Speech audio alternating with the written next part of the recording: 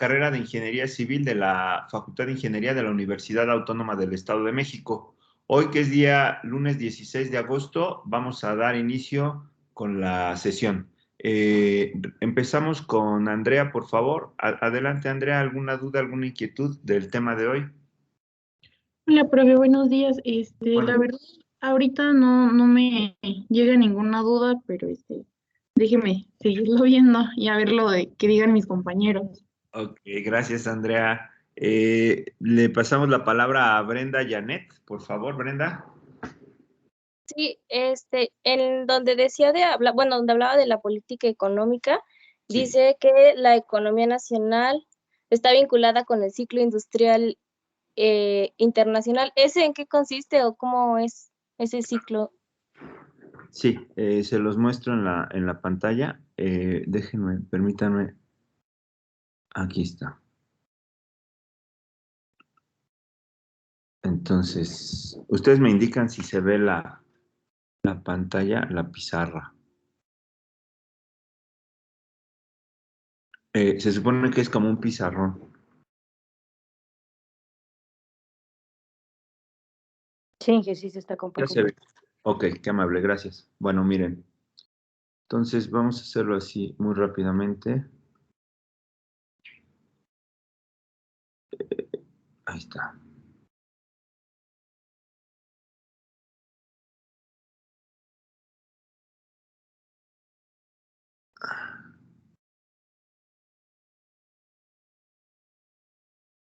Ahí está.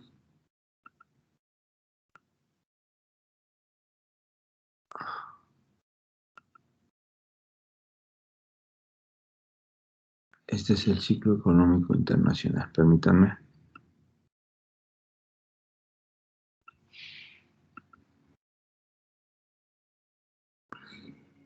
Bueno, entonces voy a añadir texto.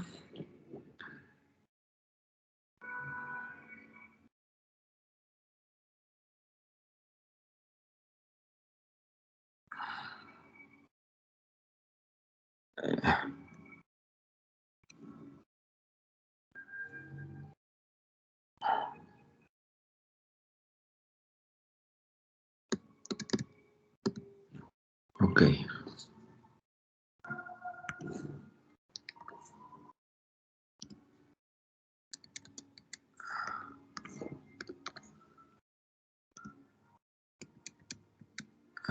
Ahorita lo explico. Déjenme nada más primero No.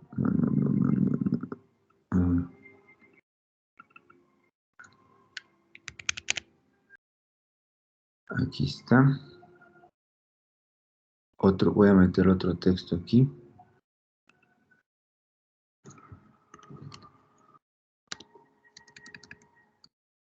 Ok.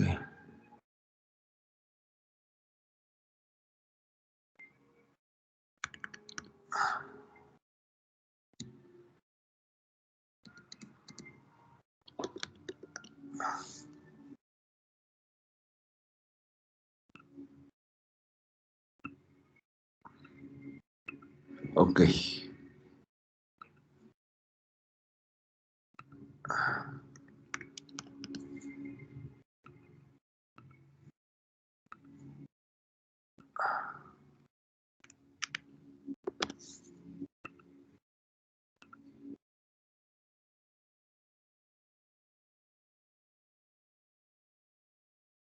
Aquí tengo un error, permítanme. Aquí tengo un error. Este año está mal. Aquí es 1975 es este.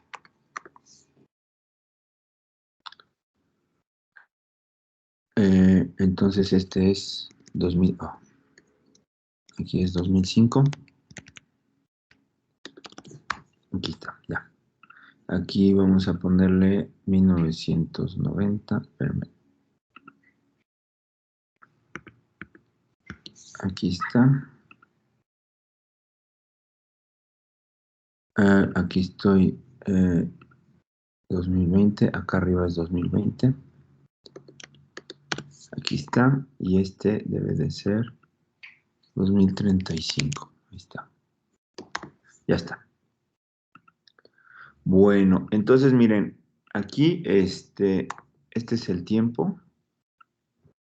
Acá vamos a ponerle...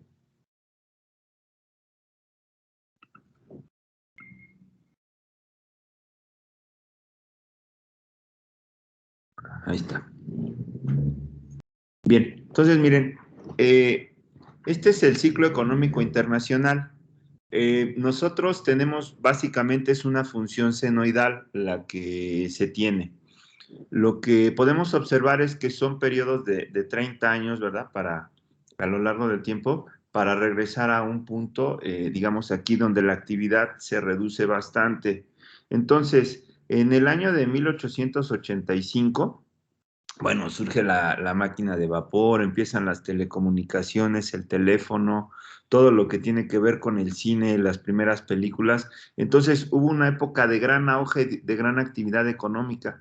En el año 1900 toca su punto máximo, donde la economía internacional estaba boyante, había muchísima actividad, los países estaban, repito, empezando a la fabricación de autos, ya la gente era más productiva, se podían mover de un lugar a otro de manera más eficiente. La industria ferroviaria en aquella época era súper impresionante en el sentido de que se estaban comunicando todas las ciudades. Aquí en México es el periodo del Porfiriato, todo lo que tiene que ver con la construcción de obras grandes de infraestructura y demás.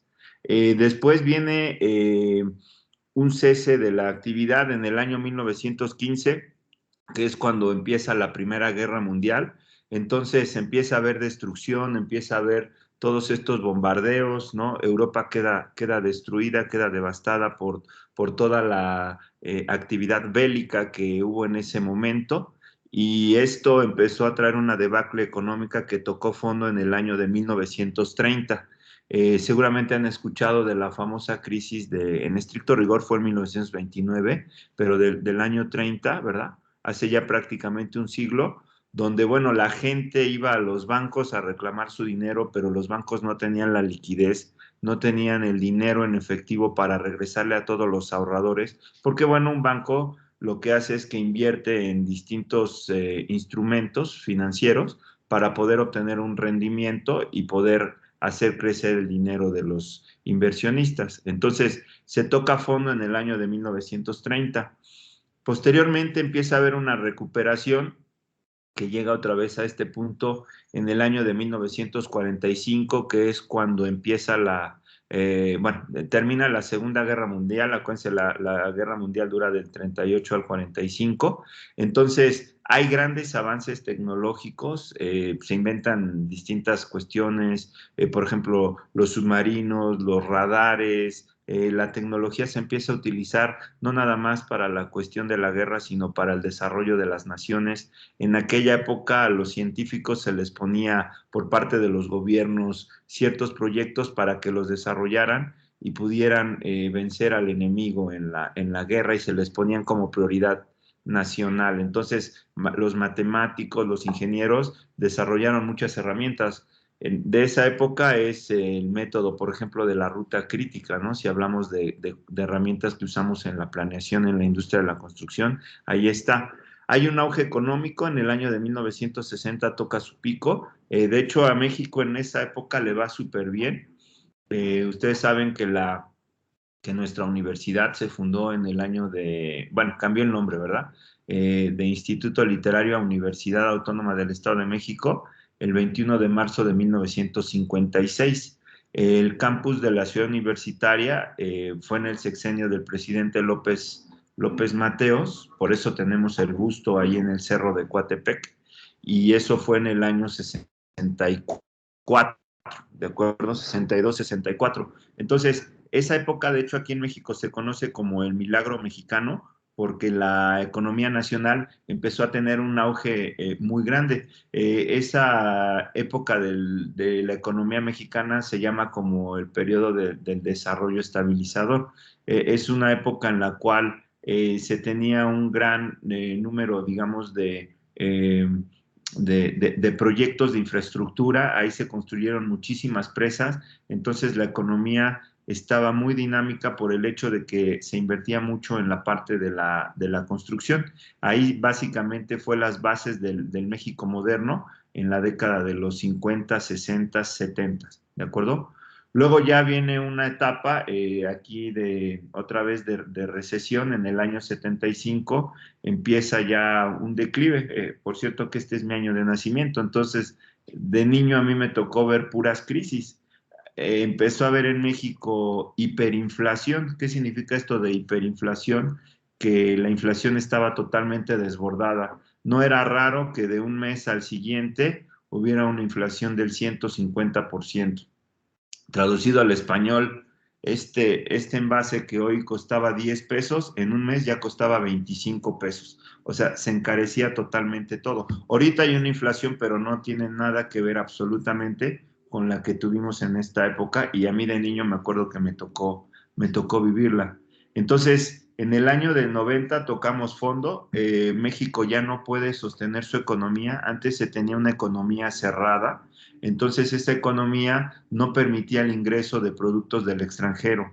Había una cuestión en la cual solamente había proveedores nacionales y el gobierno era el dueño de un montonal de empresas. Por ejemplo, el gobierno hacía bicicletas, el gobierno hacía sillas, hacía mesas, hacía televisiones. Desde luego esa no es la función de un gobierno. La función de un gobierno es la de tener las reglas claras y parejas para que todas las personas que están trabajando en esa economía puedan desarrollarse y puedan tener una mejor calidad de vida. Entonces, México tenía el petróleo, la luz, tenía sus cadenas de televisión, los bancos eran mexicanos, un montonal de cosas eran del gobierno. Entonces, era muy gordo el gobierno, o sea, la nómina era impresionante y demás. En este año 90, cuando llega el doctor Carlos Salinas de Gortari a la presidencia, lo que hace es privatizar esas empresas. Entonces empiezan a vender esas empresas. Por ejemplo, lo que hoy es TV Azteca, antes se llamaba Imevisión, era del gobierno y ya después la compró un particular, que es el grupo Salinas, de Salinas Pliego. Telmex antes era del gobierno, en esta época se vende, la compró Carlos Slim y ya Telmex ya es una empresa privada. Y así muchos ejemplos podemos mencionar, ¿no? Ferrocarriles, y otra serie de cuestiones, ¿no? Las carreteras igual se privatizaron, se dan concesiones para que haya carreteras de peaje y tal. Entonces esto empieza a emerger, ya después llega el doctor Zedillo. Bueno, ahí hay una cuestión que hubo que se conoce como el error de diciembre. Eso se cometió el 20 de diciembre del año 1994. Tenía el doctor Zedillo escasos 3 semanas en la presidencia cuando se nos viene una crisis tremenda en el país. Hay una gran fuga de dólares y se encarece el dólar. El dólar cuando salió el doctor Salinas estaba en aproximadamente en 3.50. En un lapso de una semana llegó a costar 7 pesos, o sea, se duplicó el valor del dólar. Traducido al español, imagínense que ahorita el dólar cuesta 20 pesos, hay un error ahí en economía y mañana cuesta 40 pesos por dólar, ¿no? Entonces, Estados Unidos le prestó dinero a México para estabilizar la fuga de capital y a partir de ahí ya se pudo empezar a controlar a través de las importaciones esa parte. Entonces, el doctor Zedillo, la verdad, él era economista, bueno, el doctor Salinas de Gortari pues, fue economista de Harvard, ¿verdad? Él firmó el Tratado de Libre Comercio y eso trajo muchísimos beneficios al país porque empezó a entrar dólares, empezaron a entrar dólares a la economía y el doctor Zedillo, que también era doctor en economía en la Universidad de Yale, en Estados Unidos, de las mejores 10 universidades del mundo, dijo, ¿sabes qué? Vamos a consolidar esta estrategia política. Y a partir de ahí, pues ya con el presidente Vicente Fox, se consolidó eso, hubo un alza de precios en el petróleo por la guerra que hubo en el Golfo hace 20 años, en el 2001, el derribamiento de las Torres Gemelas de Nueva York. Entonces, la verdad es que con el licenciado Fox, con el licenciado Calderón y con el licenciado Peña Nieto, pues México tuvo muy buenísimo. Tuvo un auge económico bastante importante y ahorita pues ya tocamos punta y a partir de 2020, que es el año pasado, ustedes van a empezar a ver que la economía va a empezar a decrecer.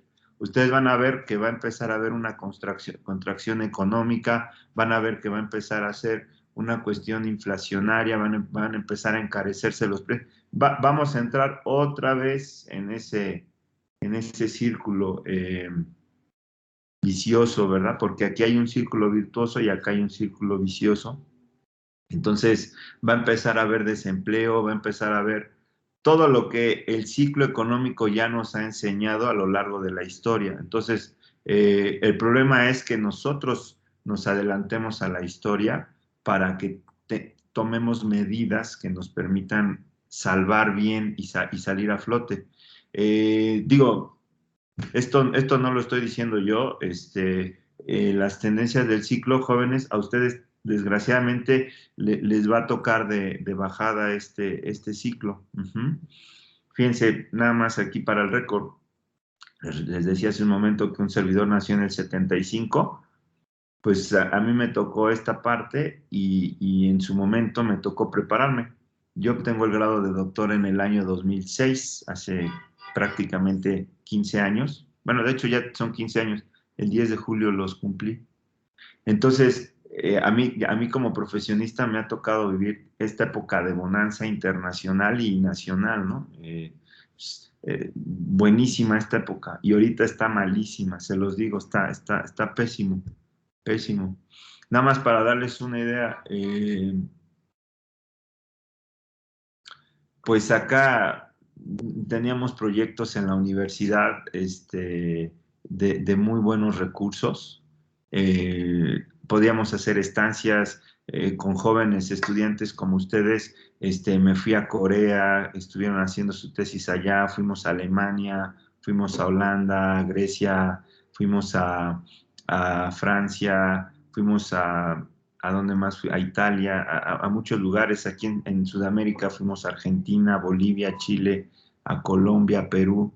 Ajá. Ahorita desde el 2019 no hemos salido, pero ni a la esquina, ¿no? Ya, ni siquiera ya me acuerdo dónde está mi pasaporte, ¿no?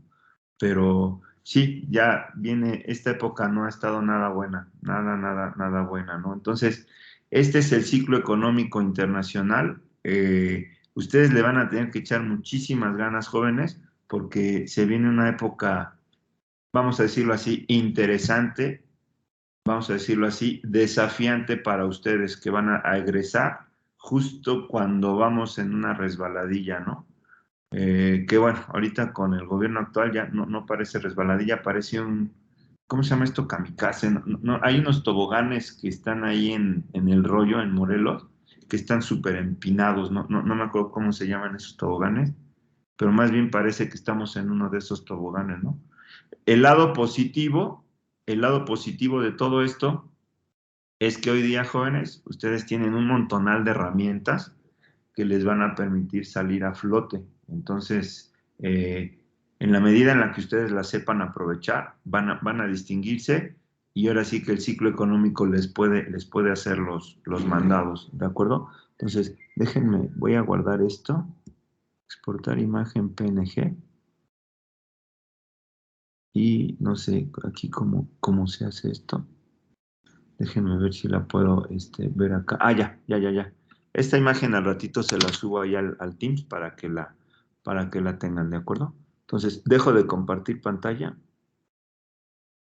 Ay Dios, ¿cómo?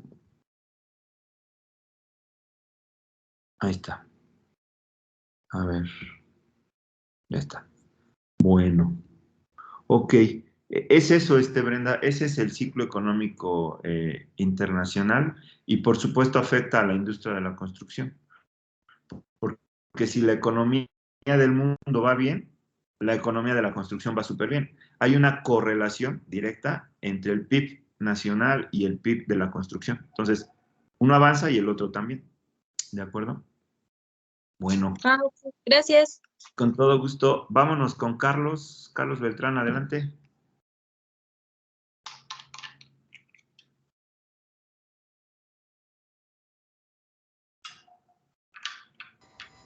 Sí, buenos días. ¿Qué tal? Buenos días, Carlos. Yo no entendía algunos objetivos que establecen la política fiscal. ¿A qué se refiere más específicamente o qué es lo que hace la política fiscal? Bueno, gracias, Carlos, por la pregunta. La política fiscal de lo que trata es de incrementar la recaudación de impuestos. Una de las desventajas que tenemos en nuestro país es el hecho de que la tasa de recaudación es muy baja con respecto a los estándares internacionales. Dejen ver si les puedo compartir mi pantalla.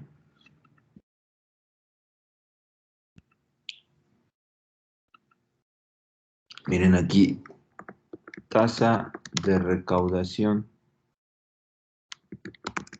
en México. Enter. Fíjense, la tasa de recaudación del PIB es el 16% del PIB. Ajá. En América Latina el promedio es de 22.9 y en la OCDE es del 33.8. O sea, es la mitad. La recaudación en México es la mitad de lo que recaudan los países de la OCDE. Aquí podemos ver.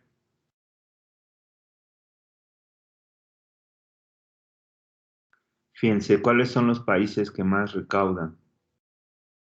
Cuba es el país que más recauda, bueno, esa es una dictadura. Bueno, la OCDE es 33. Luego viene Barbados, Brasil, Belice, Uruguay, Argentina, Jamaica, Bolivia recauda, El promedio de América Latina es 22.9 y México escasamente recauda el 16.5. ¿Quién está abajo de México? Está Panamá, Paraguay, República Dominicana y Guatemala. Son los países, estamos en el top 5 de los países que menos recaudan a nivel de América Latina. ¿De acuerdo? Ya no les hablo de Europa, o sea, ya no les hablo de Europa. Ahí en Europa seguro tienen tasas del 40%. Vamos a ver, Europa, si me apuran tantito, hasta del 50%. Tasa de recaudación en Europa. Sí, miren, aquí está, Dinamarca recauda el 46.3, Francia el 45.4, etcétera. Bueno, entonces, vámonos de regreso aquí. Entonces,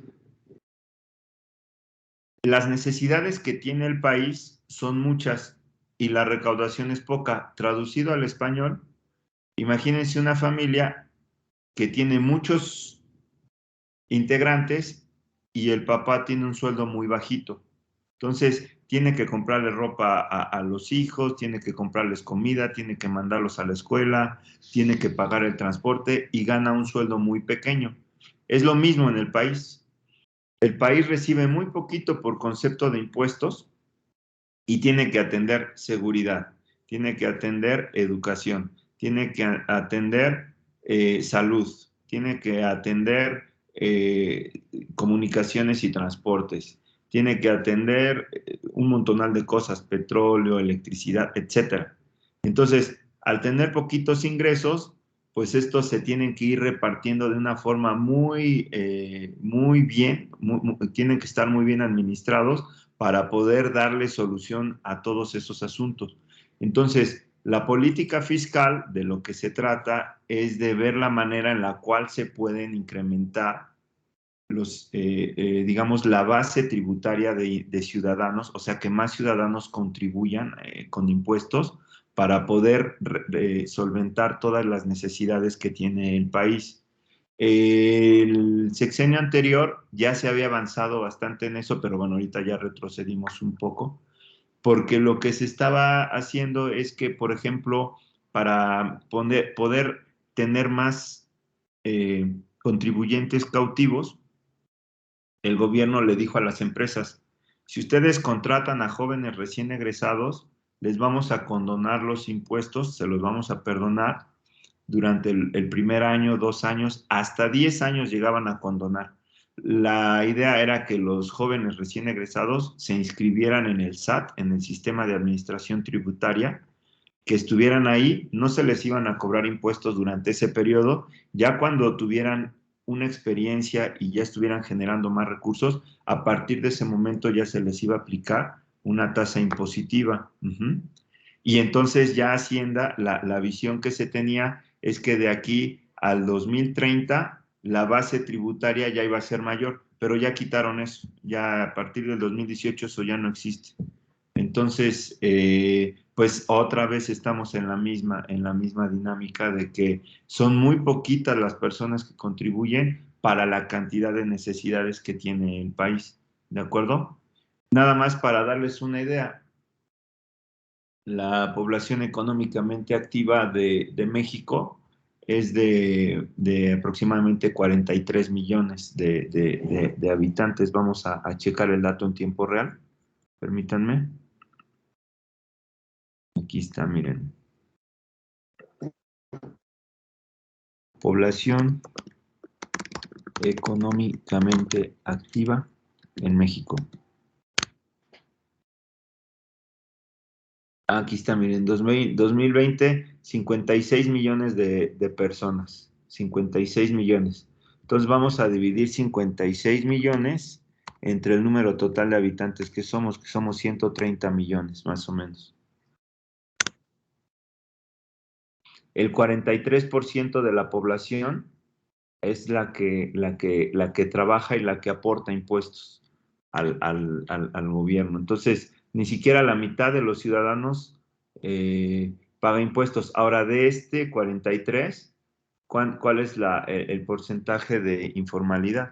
Porcentaje de informalidad en México.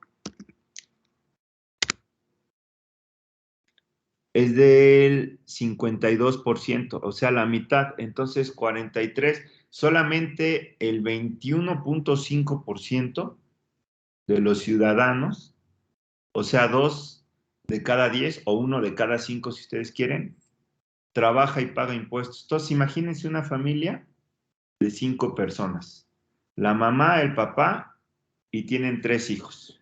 Solamente el papá trabaja y paga impuestos.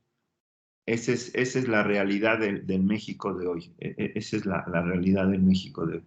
Entonces, si no hay una reforma tributaria, pues, ¿de dónde van a salir los recursos para tener mejores escuelas, mejores hospitales, mejores maestros, mejores doctores, mejores servicios de luz, de mejores vías de comunicación, etcétera? ¿De acuerdo? Pero bueno, el gobierno actual dice que no van a incrementar impuestos, que no van a... Bueno, pues adelante, ¿no? Adelante. Pasamos con César García.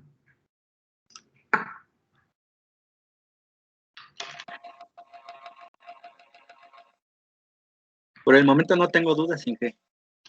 Muy bien, César, gracias. Cristóbal Rosales.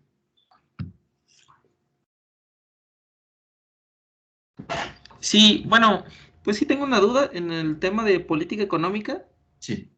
Bueno, es que lo que pasa es que habla sobre, para que México pueda crecer al ritmo que requiere, es indispensable aumentar su productividad. Y vienen varios puntos, ¿no? Energético, laboral, fiscal, sistema de pensiones, habla sobre Pemex y procesos presupuestario. Pero, ¿cuál sería ese ritmo ese aumento en el ritmo? Pues, o sea, ¿cómo podría ser? Ok. No sé si me doy a entender. Sí. Gracias, Cristóbal. Bueno, miren. Vámonos, mencionaste el caso de Pemex. Vamos a ver. Pemex es una empresa que administra el Estado, el gobierno la administra. Entonces, pongámosle aquí Pemex.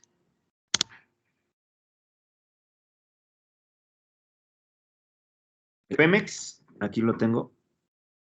Me voy a ir al Wikipedia, que es lo más rápido que podemos encontrar.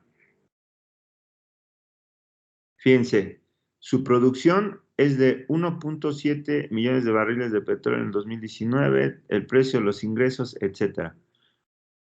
Vamos a ver, miren, tiene 128,000 empleados Pemex.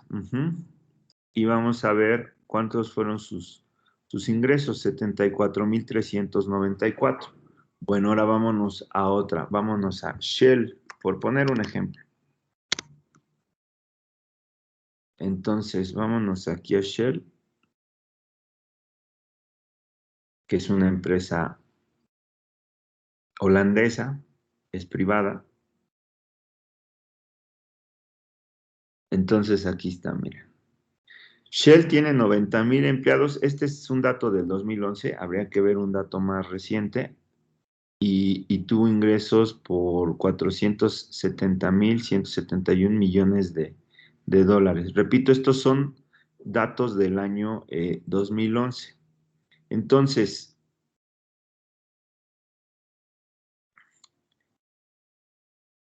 Shell tuvo ingresos por 470 y Pemex tuvo ingresos por 74. Shell tiene 90,000 empleados y Pemex tiene 128,000. Traducido al español, nosotros producimos en Pemex, a ver, 74, 470, permítanme, 470 entre 74. 6.35, ¿ok? Y ahora vamos a dividir 90 entre 128.70.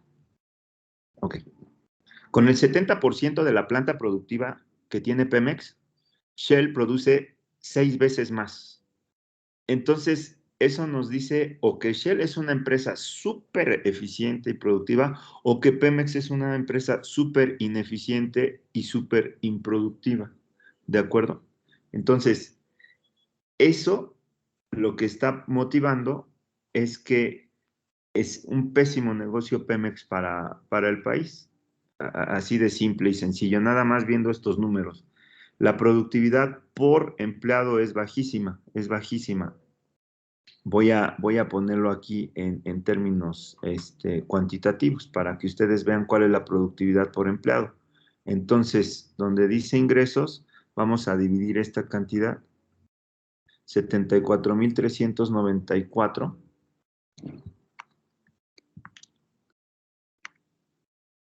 millones de dólares, 1, 2, 3, 1, 2, 3, entre 128,000 empleados. Enter. Cada empleado de Pemex al año produce 581,203 dólares. Y vamos a ver cuánto produce cada empleado de Shell. Pues dividimos 471,171. 171 millones, 1, 2, 3, 1, 2, 3, entre 90,000 empleados. Produce 5,224,122 cada empleado de Shell. O sea, 10 veces más. Traducido al español, lo que un empleado de Pemex hace en un día entero de trabajo, un empleado de Shell lo hace en una hora de trabajo. Más o menos para darles una idea del tema. ¿Esto qué significa? Significa que pues hay que deshacernos de Pemex o correr a muchos empleados o incrementar su eficiencia. Pero así como está Pemex, están otras empresas, ¿no? Está CFE, etcétera. Entonces, mientras el gobierno no se quiera deshacer de esas empresas, va a estarle invirtiendo recursos, y esa política económica no nos está beneficiando.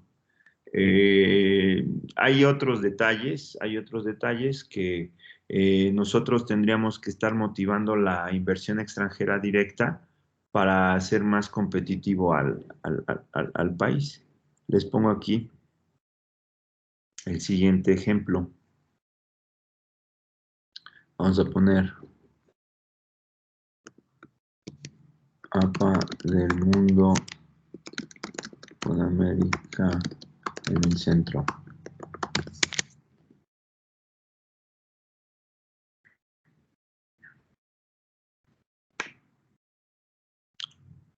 Aquí está.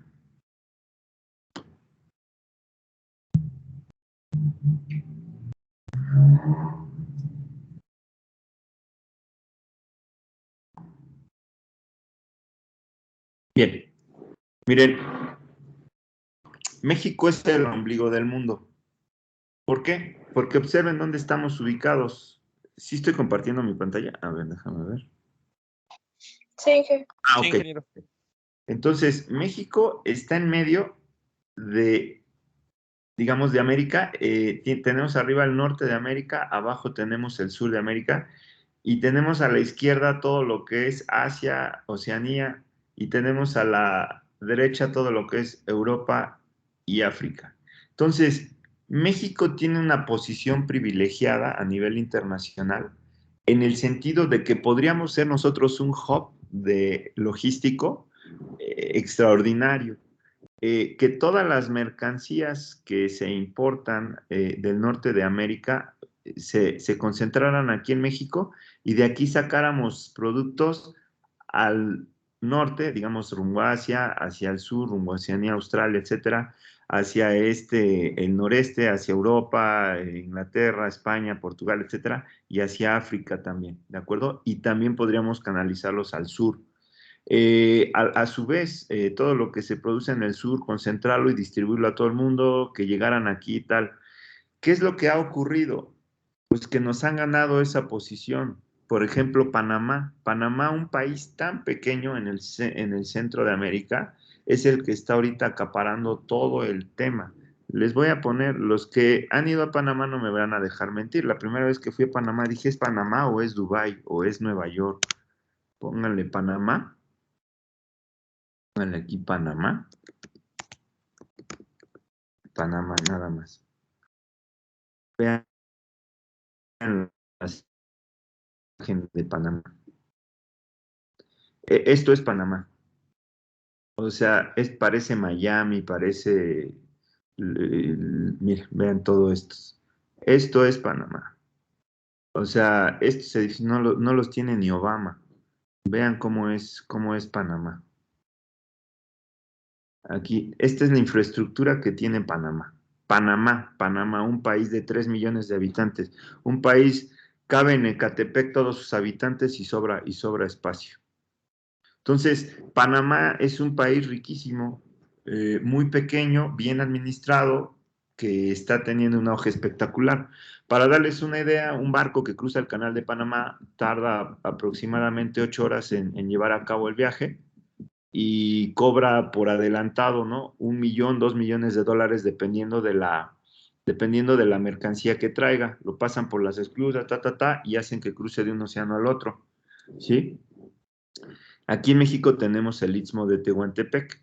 Ese es un corredor ahí que podríamos nosotros desarrollar y evitar el viaje de los barcos hasta Panamá, que llegaran nada más aquí a este puerto, cruzaran de Coatzacoalcos a Oaxaca, de Veracruz a Oaxaca, y mover las mercancías rápidamente. ¿Qué necesitamos?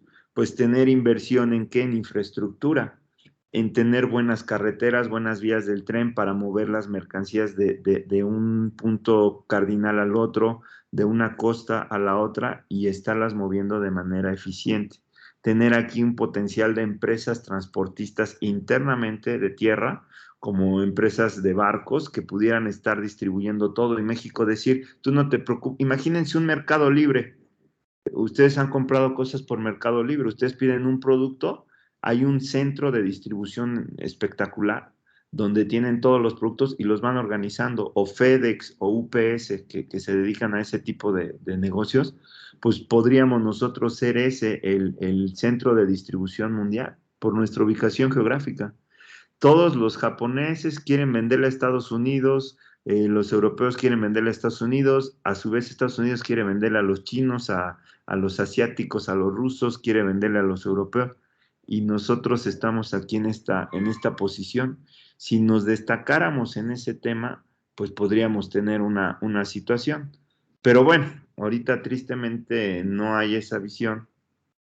Queremos estar aislados, no queremos que los españoles, ni que nadie venga, ni nos digan qué onda, nada, ¿no? Estamos en una etapa muy nacionalista, que México es picudo y tal, está bien, pero pues no esperemos desarrollo si no se implementan políticas económicas que motiven esa situación. El aeropuerto de la Ciudad de México, imagínense la cantidad de turistas que iban a venir aquí para moverse, como lo acabo de mostrar en el mapa, a todas partes del mundo. Pero bueno, pues ya ahorita vamos a tener el aeropuerto de Santa Lucía, ¿no? Es el que nos va a hacer ahí el fuerte. Entonces, la política económica tiene que tener miras a modernizar al país en materia de infraestructura, hacerlo muy competitivo en términos logísticos para que pueda atraer inversión, para que la gente venga y quiera tener aquí su billete, ¿no?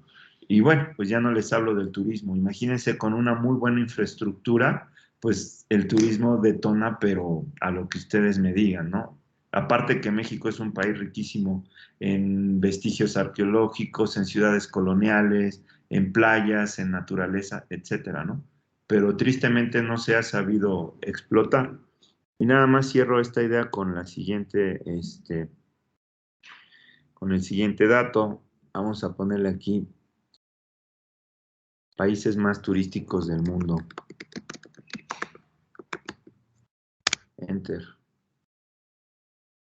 Estos son, fíjense, México es uno de los países más turísticos del mundo.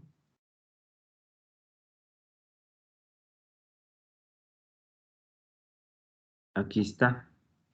En el año, y fíjense, en el año de la pandemia, o sea, estamos hablando de la pandemia. Los países más turísticos del mundo: Italia, Francia, México, Estados Unidos, Rusia, España, Polonia, Austria, Reino Unido y Alemania. ¿De acuerdo?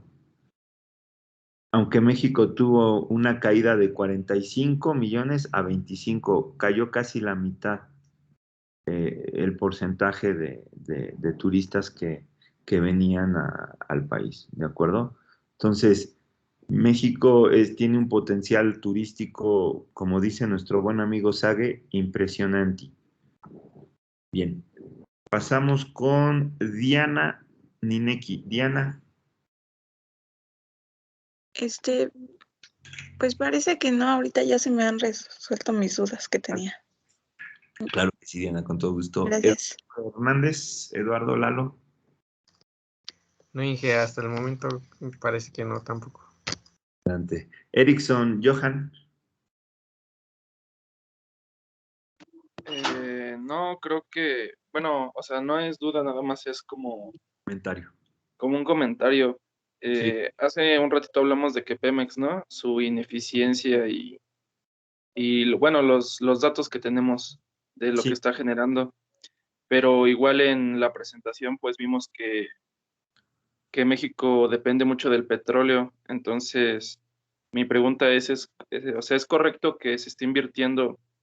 Ve que se invirtió recientemente en comprar una refinería. Claro. Y igual, bueno, la de Dos Bocas y todo eso, o sea, ¿qué tan correcto es seguir invirtiendo si se tiene esa mala administración?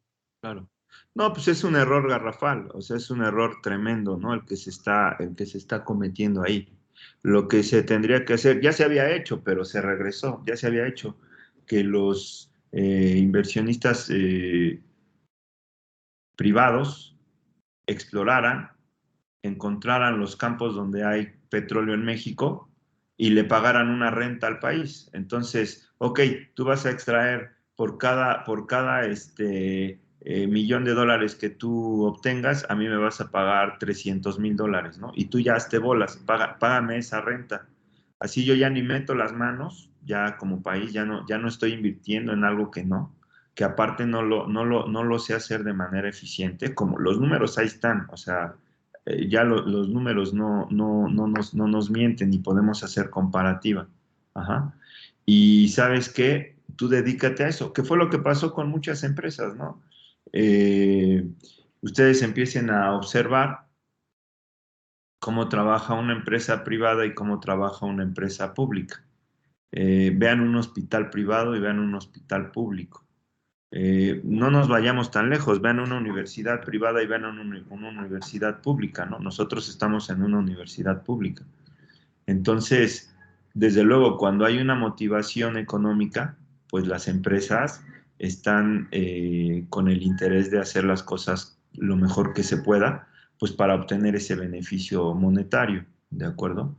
Cuando es del gobierno, hay una dilapidación de recursos extraordinaria. No les interesa, realmente no les interesa porque pues finalmente son recursos públicos. Entonces, no estoy generalizando, me queda claro que hay de todo, pero sí podríamos observar ese patrón en algunas cuestiones, ¿no? Entonces, creo que no son buenas ideas esto de mantener, ya olvídense de la refinería, eso olvídense, de mantener a Pemex como está actualmente, no nos va a llevar a muy buen puerto, no nos va a llevar, nos está haciendo un hoyo tremendo, ¿no?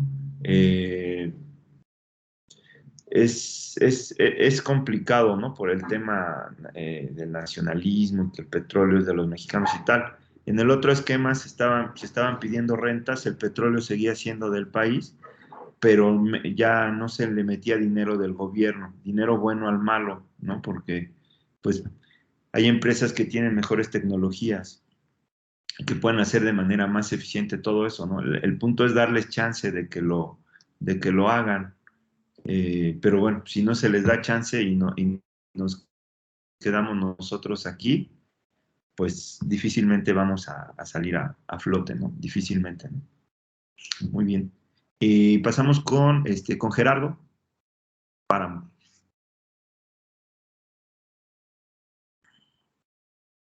Buenas tardes, Inge. Jerry, buenas tardes. Pues yo tampoco ahorita por el momento no tengo dudas, Inge, gracias. Con todo gusto, gracias, Jerry. Gonzalo, Antonio. Buenas tardes, Inge. ¿Qué tal? Muy buenas tardes. Pues por el momento nada, le quería preguntar algo similar a lo de mi compañero Johan, pero pues ya. Ok, ya quedó. Sí, perfecto, me parece bien. Héctor Martínez. No, al parecer ya quedaron claras. Todo tranquilo. Ok, Héctor, gracias. Sí. Ingrid Ailín. ¿Qué tal, Inge? Buenos días. ¿Qué tal? Muy buenos días.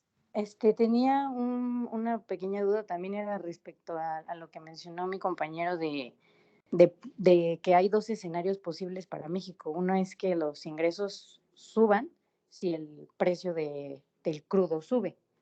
Pero eso es algo que no me queda muy, muy claro porque obviamente pues cuando el precio del petróleo sube, pues para nosotros no, ¿o sí? Es al revés. Sí, de hecho ahorita va a depender de lo siguiente. México exporta petróleo, pero también lo importa.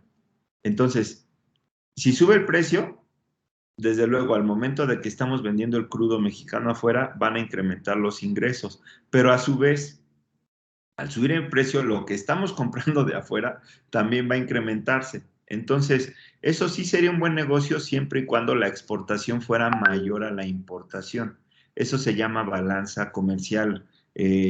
Cuando un país hacemos la diferencia entre lo que importa y lo que exporta. Entonces, ahí hay que ver, ¿de acuerdo?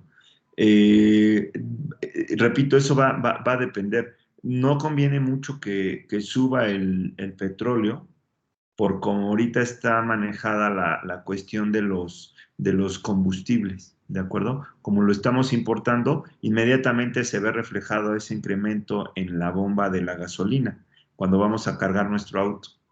Entonces, si sube el precio, sube.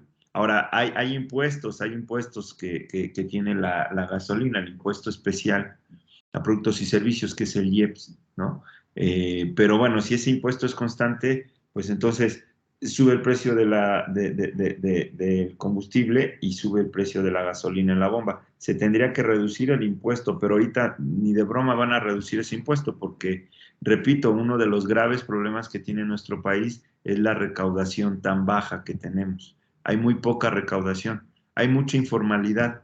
Si ustedes van a cualquier tianguis, Llega la gente, pone su puestito, vende, pero no está pagando impuestos, no está pagando impuestos, ¿de acuerdo? Aquí en su humilde casa pasa el del pan, pasa el de los fierros viejos, pasa el del gas, pasa el de lo que ustedes me digan, y son gente que está vendiendo así, nada más, o sea, no están inscritos en Hacienda ni nada. Entonces, están obteniendo un beneficio, vamos a decir que es menor, porque pues, ¿cuánto puede vender? No sé, el señor de los tamales, ¿no?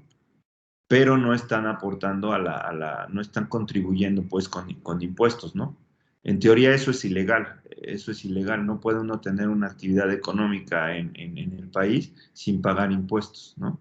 Pero bueno, también hay mucha impunidad aquí, nadie actúa en ese sentido y por lo tanto, pues no hay forma. ¿Cómo obligas a las personas a que paguen impuestos? Tendrías que tener supervisores y un montón de cosas.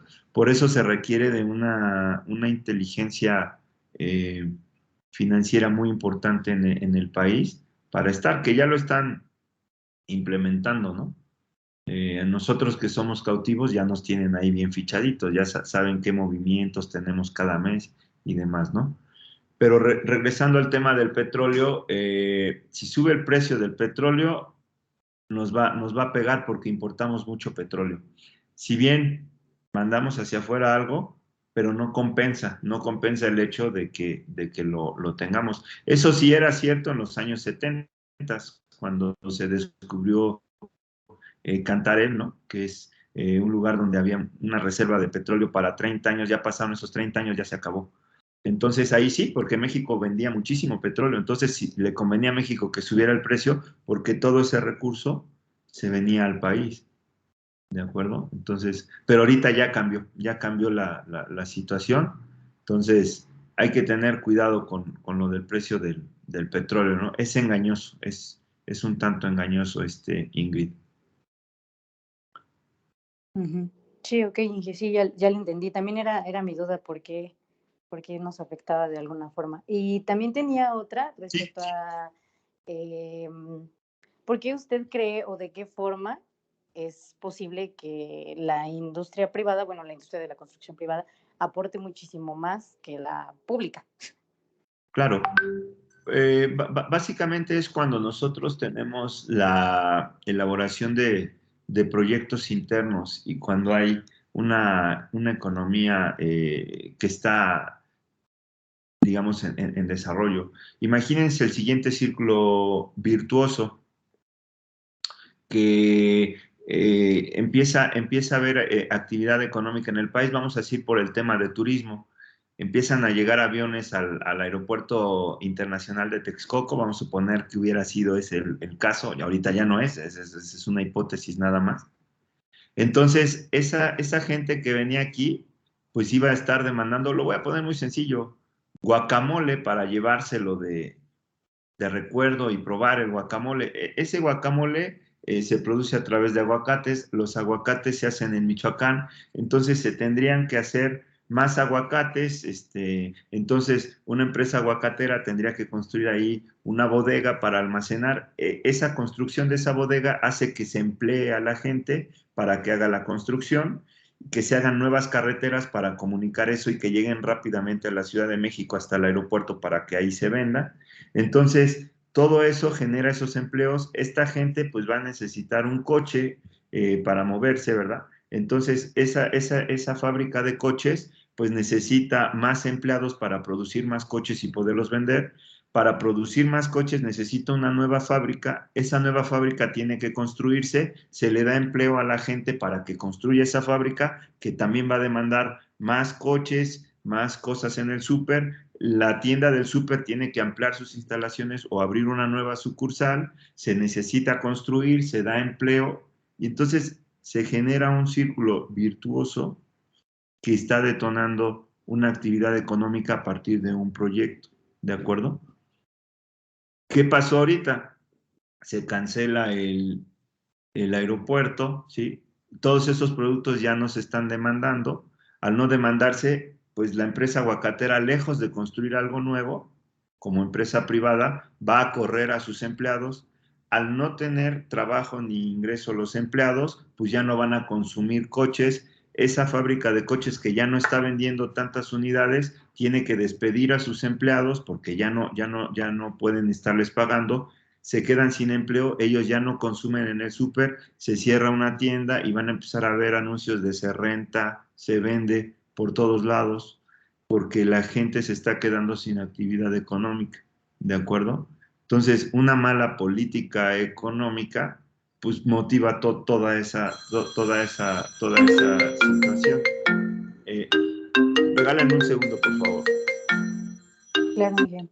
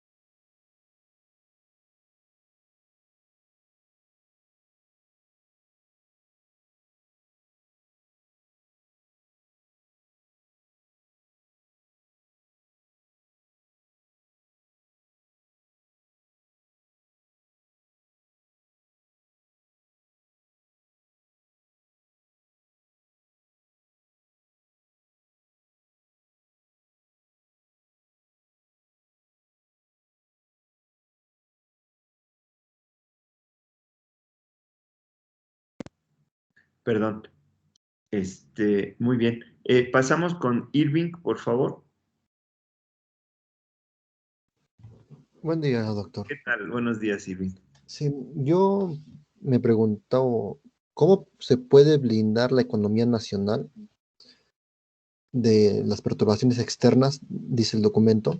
Sí. Si en México se tienen diferentes tratados y diferentes acuerdos precisamente para mantener algunos precios, necesariamente beneficiando a otras empresas, a otros países y no a México.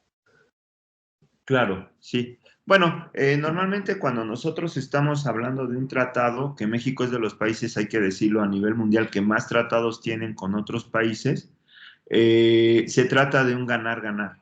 Entonces, cuando hay libre comercio, por ejemplo, se dice, ¿sabes qué? Yo puedo mandar mis productos a tu país, no me cobres impuestos, pero cuando tú me mandes tus productos, yo tampoco te voy a cobrar impuestos. ¿Eso qué produce? Que los productos tengan un precio accesible para los consumidores, ¿no? En el país de destino y que los consumidores se vean motivados para adquirirlos, ya que son buenos productos y que tienen un precio relativamente cómodo.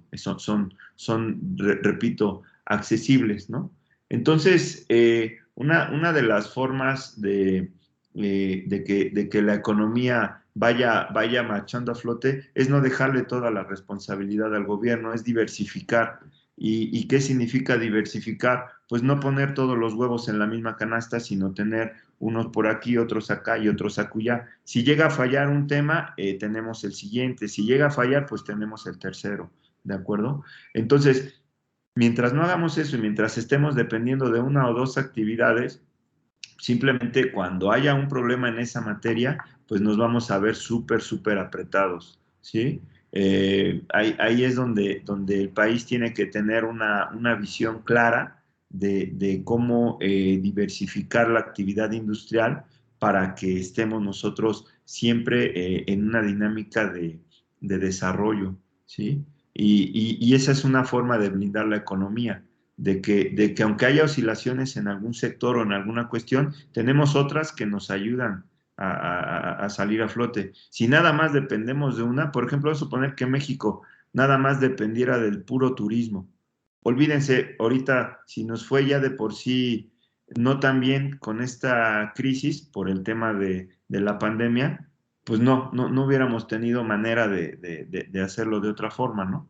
Nos ha ayudado el libre comercio con Estados Unidos, ha ayudado que Estados Unidos se está recuperando, le están invirtiendo mucho dinero y lo que está haciendo es que jala la economía mexicana porque se empiezan a demandar productos en Estados Unidos que producen empresas mexicanas y en ese momento, aunque el consumo nacional sea bajo, el consumo internacional es alto, hay importación, se venden los productos afuera y eso reactiva las empresas mexicanas, ¿de acuerdo? Entonces, por eso va a haber un rebote este año de la economía. Caímos el 8.5% el año pasado, la Secretaría de Hacienda espera que este año crezcamos al 6%, 6.5%, todavía 2 puntos abajo de lo que cayó, pero bueno, por lo menos ya hubo una pequeña recuperación, vamos a decir, ¿no?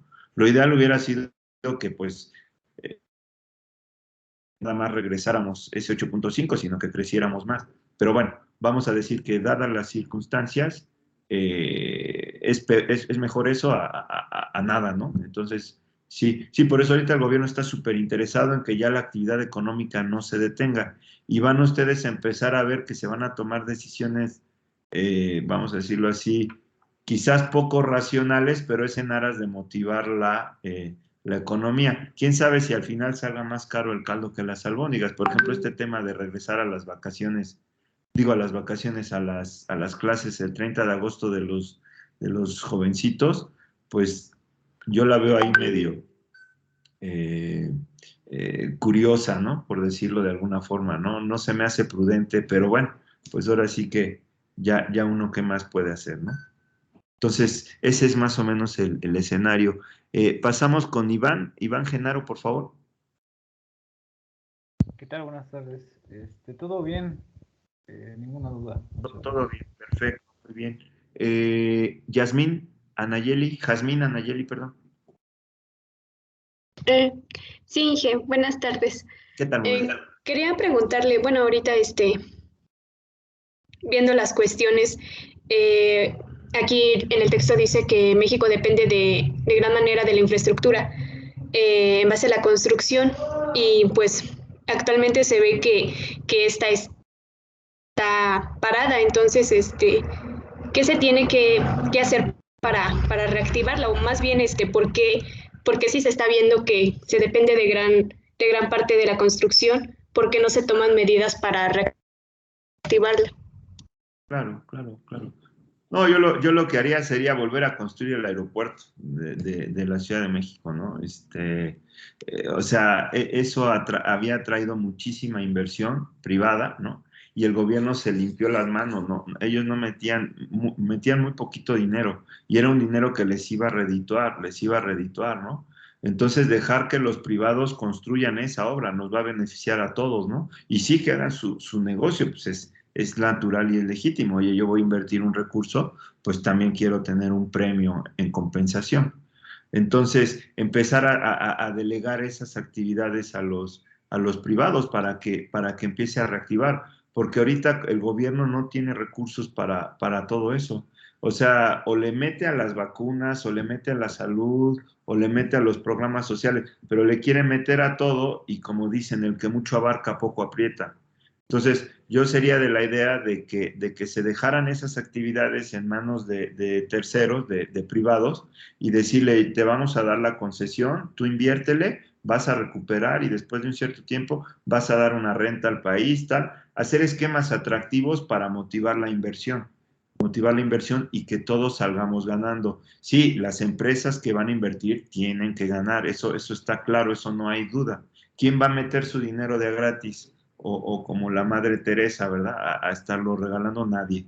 Todos van a querer una retribución, ¿no? Pero a la par se está generando la infraestructura y se está teniendo un beneficio común tanto para la industria, para reactivar la economía, como para los usuarios finales de esas obras, ¿no? Que se lleguen a construir. Yo haría ese esquema, pero bueno, está ahorita aparentemente peleado el gobierno con las inversiones privadas, que son malas, que hay corrupción, que, bueno, pues ahí sí ya no hay mucho que hacer, ¿no? Juan, ya, Sí, profe, muchas gracias. con todo gusto. Jesús Uriel, adelante.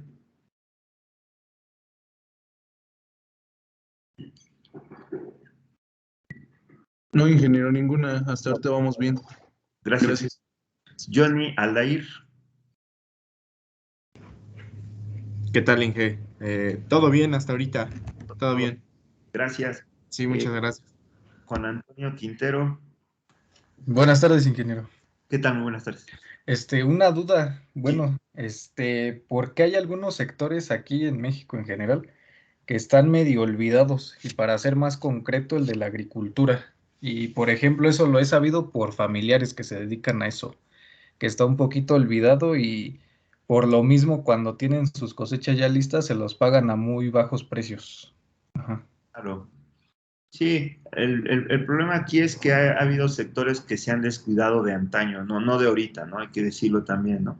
Y esos sectores, pues el asunto es que pues se han vuelto poco eficientes, poco productivos, no se les ha invertido. Imagínense ustedes el momento en que, si así lo deciden, llegan a casarse, llegan a tener hijos, e imagínense que a uno de sus hijos le dan la mejor educación, lo mandan a la escuela, le compran una computadora, tiene conexión a internet, tiene un montón de cosas, y al otro hijo ni siquiera lo mandan a la escuela, no le ponen una maestra particular, no le compran libros, no sabe leer ni escribir, ni tal. Cuando los dos jóvenes tengan la edad que ustedes tienen ahorita, ¿quién tiene más probabilidades de que le vaya mejor? ¿El que estuvo preparándose o el que se quedó ahí en el limbo, ¿no? Y es lo mismo que ha pasado con los sectores. No se ha motivado su desarrollo y están muy rezagados. Tristemente hay que decirlo, las tortillas que nos comemos normalmente son de maíz que viene del extranjero, de Estados Unidos. En Estados Unidos la industria de la agricultura pues, está muy desarrollada, la eficiencia, los fertilizantes, las máquinas de riego, etcétera, pues son de primer mundo, ¿no? Una persona es capaz de operar y producir grandes cantidades, toneladas de maíz, por ejemplo, ¿no?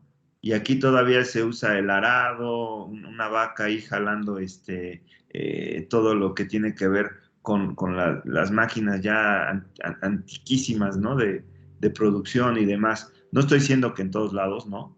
Hay lugares muy desarrollados en agricultura, por ejemplo, en Guanajuato las fresas, decía hace un momento en Baja California la uva para el vino, en Tequila el agave para las bebidas alcohólicas, en Michoacán el aguacate, pero en general en el país, pues la tecnología no es tan competitiva como en otros países. España, por ejemplo, que tiene un desarrollo de agricultura extraordinario, ¿no? Vamos a poner aquí, vamos a ponerle países mejores, no sé cómo ponerlo en agricultura. Agricultura. A ver, vamos a ponerle aquí Enter. Fíjense, aquí están las filas. Aquí está, miren. En dólares, ¿cómo está el ranking? El país, pues es China, ¿no? India. Obviamente ellos tienen las mayores poblaciones del mundo, entonces pues tienen que tener esa industria muy bien desarrollada. Observen cómo coincide con el tamaño de las poblaciones, ¿no? Estos son, de hecho, los países más pues más poblados del mundo, ¿no? Entonces vamos a ver en dónde está. Fíjense, México está en el lugar número 13. Ahora, vamos a ver aquí. Esta es la ley de los grandes números, ¿no? Vamos a ponerle países más ricos del mundo por PIB.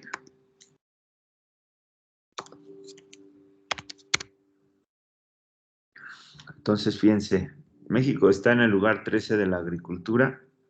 Los 25 países más ricos del mundo, pues son Estados Unidos, China, Japón, tercer lugar, Alemania, Reino Unido, Francia, la India, Italia, Brasil, Canadá. Vamos a ver dónde está México. Corea del Sur, Rusia, Australia, España. México está en el lugar 15.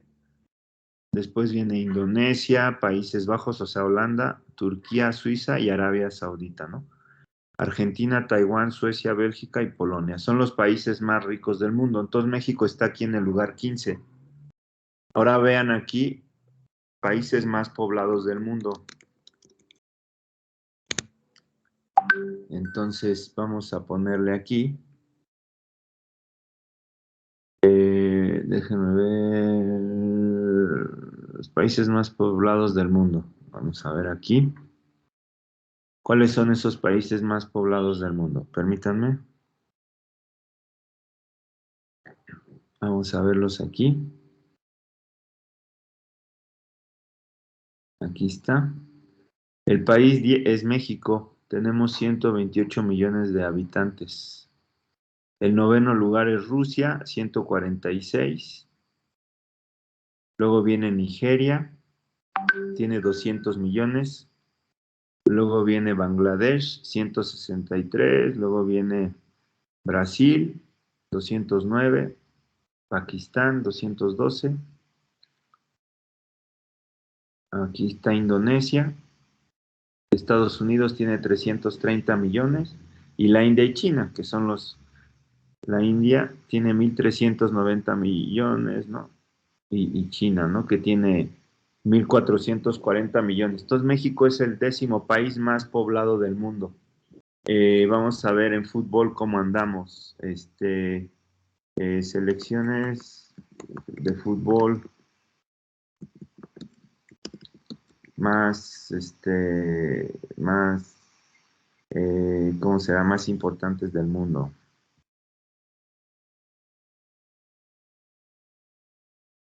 A ver, vamos a ver aquí. El ranking de la FIFA. Aquí está, miren. Bélgica, Brasil, Francia, Inglaterra, Italia, Argentina, España, Portugal, México en el 9º lugar. Entonces, hay una ley que se llama la ley de los grandes números. Y entonces, bueno, pues México es de los 204 países que hay en el mundo. Pues México es de los 20 en todo, de los 20 mejores en todo. Ustedes han oído hablar del G20, del grupo de los 20. México es uno de esos países del G20. Entonces, México pues, es de los 20 países más picudos del mundo, vamos a decirlo así, más que están en todo, son ¿cómo decirlo? Pues son el ajonjolí de todos los moles. México es una economía muy importante a nivel internacional. Tenemos muchas cosas muy, muy importantes. Hay unas que nos fallan totalmente. Las Olimpiadas no es lo nuestro. Pero si ustedes ven los Juegos Panamericanos de la gente con limitaciones físicas, somos potencia México. ¿De acuerdo? Entonces, bueno, es unas cosas y otras, ¿no? Entonces, el potencial que tiene México para llegar a ser un país potencia mundial pues es muy alto, es muy alto, ¿no? Nada más es cosa de irlo capitalizando. Y bueno, la agricultura es una oportunidad que tenemos, ¿no?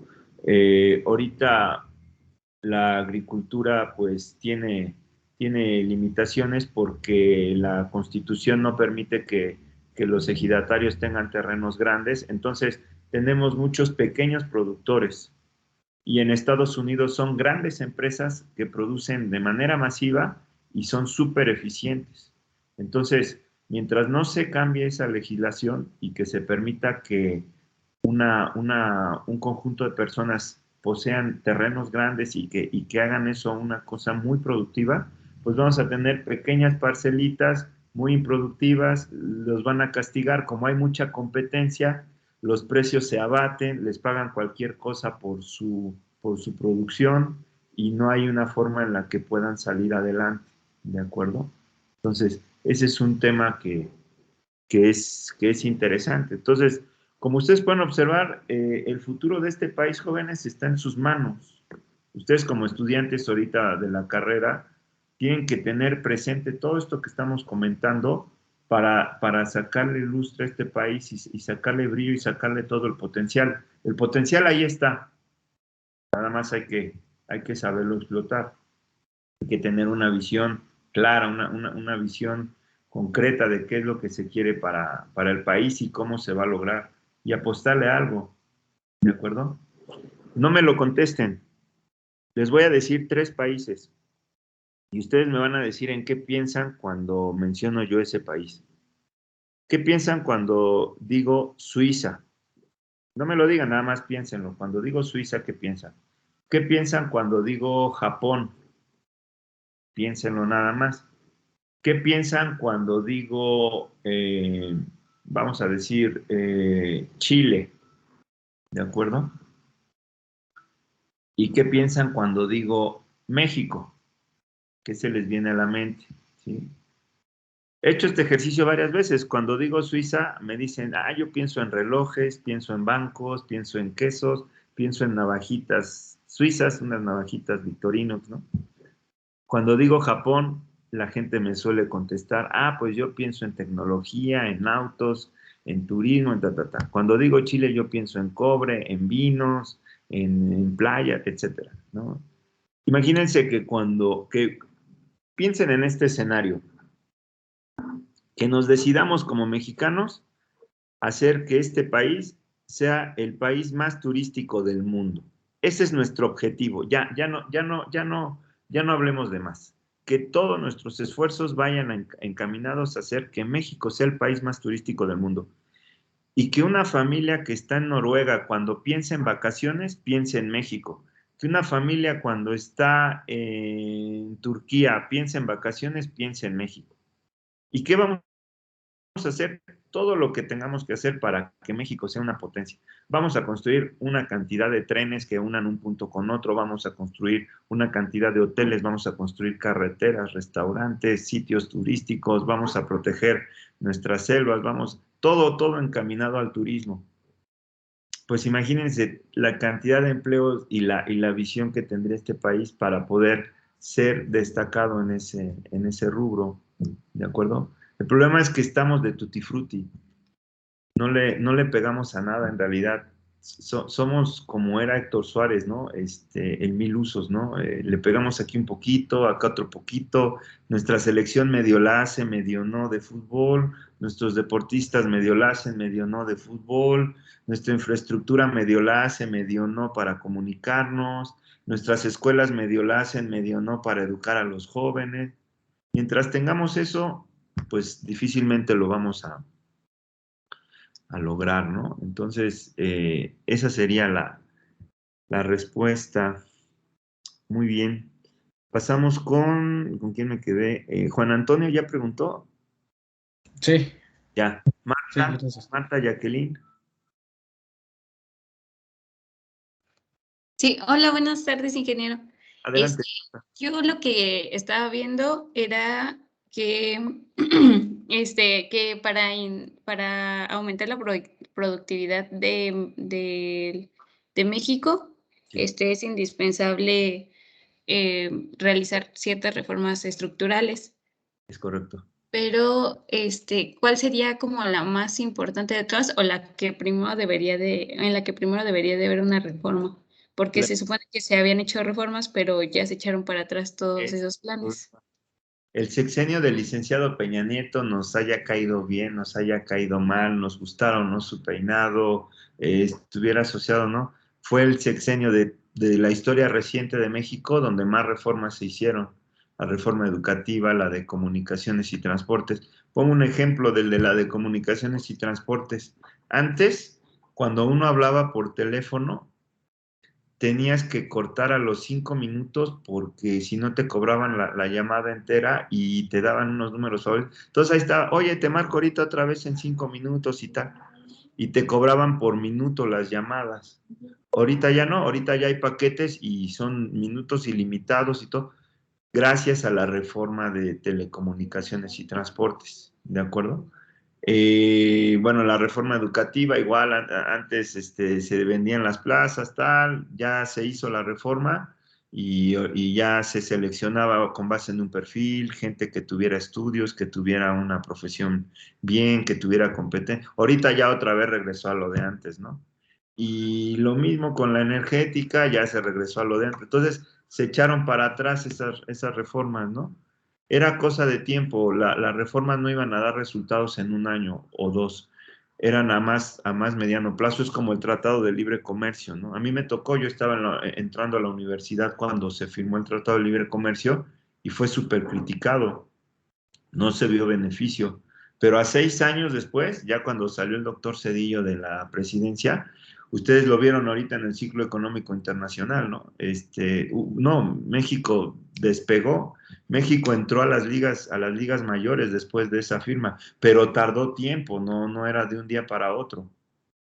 Entonces, yo creo que ahorita la reforma energética es la uno, porque nos está jalando feo hacia atrás esa parte, ¿no?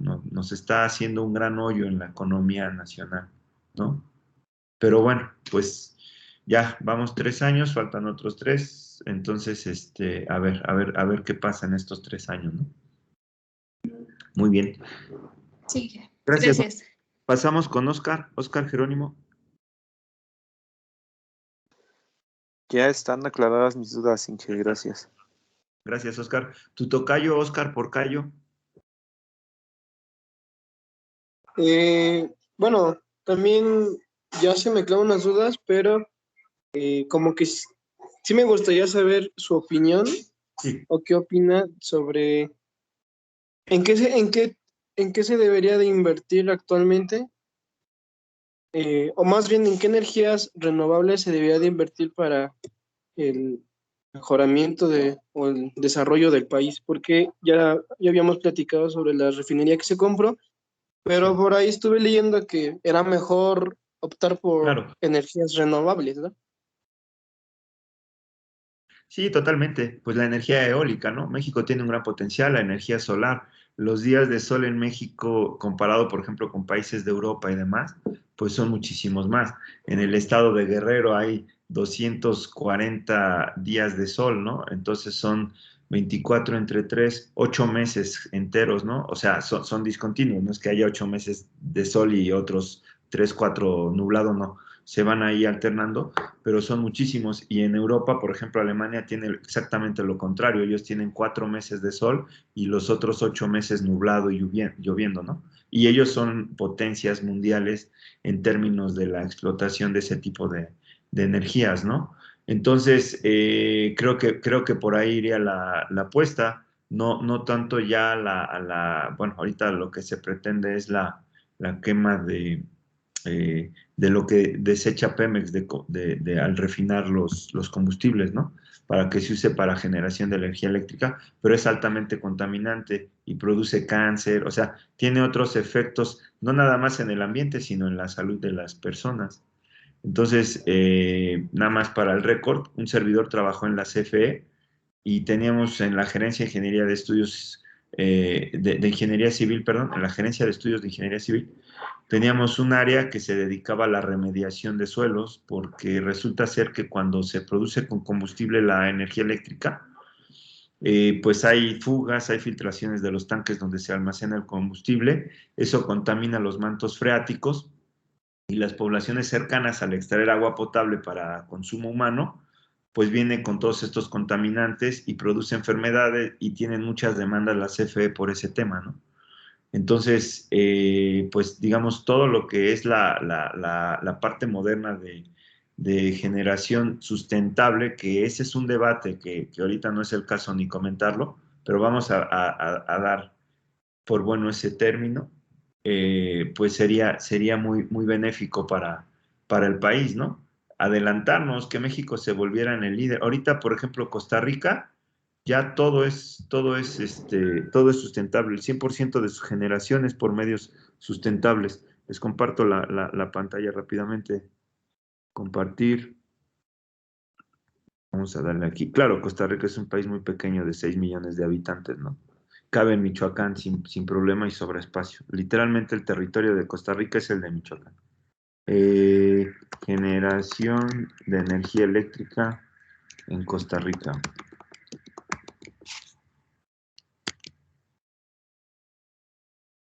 Dice, Costa Rica asume su sexto año consecutivo con más del 98% de generación de energía eléctrica renovable.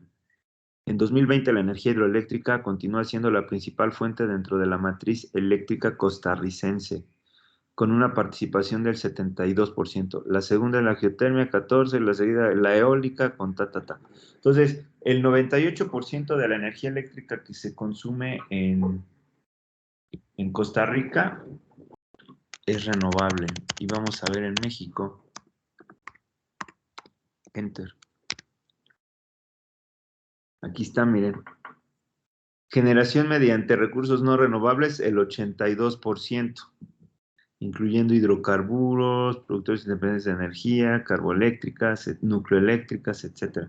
Entonces, observen el contraste, observen el contraste que tenemos, y estamos tan cerca de Costa Rica. Repito, es un país muy pequeño, son muy pocos habitantes, las necesidades de energía eléctrica pues son obviamente menores, todo va en escala, ¿no? Entonces México pues tiene una población muchísimo mayor y otras necesidades, ¿no? Pero a lo que voy es a que hay países vecinos que ya lo están haciendo, ¿no? Que tienen una visión de futuro, que tienen una visión moderna de lo que son las industrias y que lo implementan, ¿no? Sus gobiernos y sus ciudadanos así lo demandan y van avanzando en esas cuestiones, ¿de acuerdo? Bien, pasamos con Sofía. Adelante, Sofía. Buenos días, ingeniero. Buenos Por días. ahora todo bien. Todo bien. Gracias, Sofía. Y cerramos con Ulises. Hola, ¿qué tal? Buenas tardes. ¿Qué tal? Bueno, nada más es como un comentario. Es que, bueno, ya dijeron un poco de todo, ¿no? Yo había leído una parte de lo que era la política de egresos, que decía que el gasto público debe ser congruente con el nivel de ingresos. Y bueno, yo creo que ahí es una parte importante, ¿no? Porque ahí creo yo que en nuestro país se rompe el ciclo virtuoso, porque no se tiene como un control, una gerencia adecuada en eso, ya que pues hay mucha corrupción, ¿no? Y creo que pues es algo sumamente importante y creo que también es algo por lo que no logramos avanzar como debería de ser, ¿no? Claro, claro. Sí, sí. Ahí el problema de eso es que, bueno, la balanza comercial que les digo, pues tiene 3 estados. Cuando nosotros ganamos más de lo que gastamos, pues tenemos un superávit, o sea, nos sobra dinero. Cuando pasa lo contrario, gastamos más de lo que nos ingresa, tenemos un déficit fiscal, así se llama. Y cuando gastamos y percibimos lo mismo, pues estamos tablas, o sea, estamos en ceros, digamos. Lo mismo que nos entra es lo mismo que nos sale, ¿no? El problema de los déficits fiscales es que para cubrirlos se tiene que pedir deuda, se tiene que endeudar el país o se tienen que recortar programas, se tiene que bajar ahorrar, digamos, en algunos rubros para que eso otra vez vuelva a estar en equilibrio. Entonces, tenemos que tener una política de egresos muy bien diseñada. Ahorita ya en breve se va a mandar a la Cámara de Diputados el paquete económico para el 2021, que es donde ahí se aprueba lo que el gobierno va a gastar en el año siguiente, o sea, en el 2022 en este caso, ¿de acuerdo? Pero también tenemos que ver la política de ingresos, o sea, de dónde va a salir ese dinero para poder cubrir todas las necesidades del país. Ajá. Entonces, esa es una iniciativa que manda el Poder Ejecutivo, o sea, el presidente, en este caso el secretario de Hacienda, con el visto bueno del presidente, y se discute en las cámaras. Y las cámaras son las que finalmente tienen la decisión de decir si se usa el dinero para esto o no. Es la política de egresos. Por eso en la elección pasada del 6 de junio era muy importante ver cómo iba a quedar la Cámara de Diputados, porque ahí es donde se aprueba el dinero. Y si Moreno hubiera tenido una mayoría contundente, casi lo que hubiera dicho el presidente hubiera sido ley, porque todos le iban a aprobar directamente. Ahorita no, ahorita está así medio en debate para que en Cámara de Diputados se analice. Y por ejemplo, hay una comisión de infraestructura y se va un presupuesto para Dos Bocas. Bueno, en Cámara de Diputados se puede discutir y decir, oye, es que ahorita vamos a darle prioridad mejor a salud, vamos a invertir mejor en las vacunas, en esto, en aquello, y dejemos tantito pendiente lo de Dos Bocas, ¿no? Ahí es donde se discute los egresos, cómo se van a manejar, ¿de acuerdo? Pero bueno, la clase va a dar para estar comentando estos temas. Voy a parar aquí la grabación, jóvenes, y en un instante estoy con ustedes. Gracias por su atención.